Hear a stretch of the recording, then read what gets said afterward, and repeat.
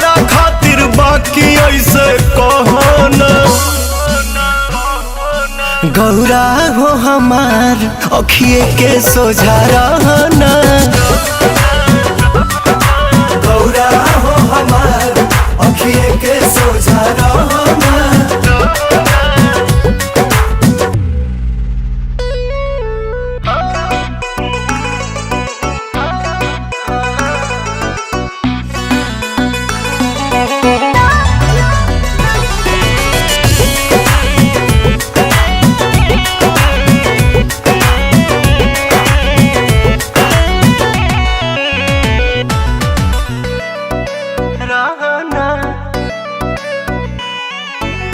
प्यारी पार्वती एहो हमर साथी, लगे नहीं रहबू हमर का होई गति।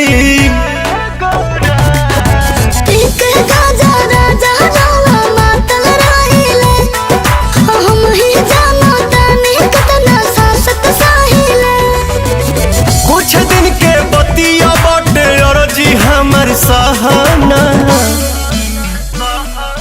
गौरा हो हमार अखिए के सोझा रहना। गौरा हो हमार अखिए के सोझा रहना। गौरा हो रहना।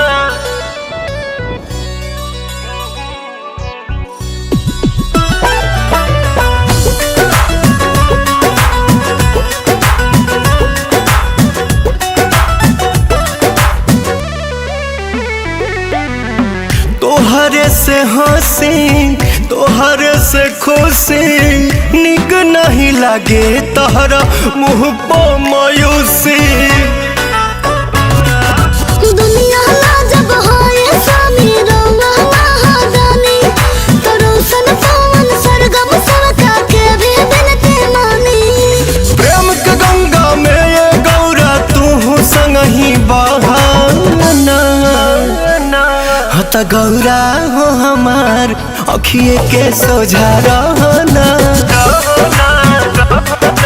गौरा हो हमार अखिए के सोझा रहना।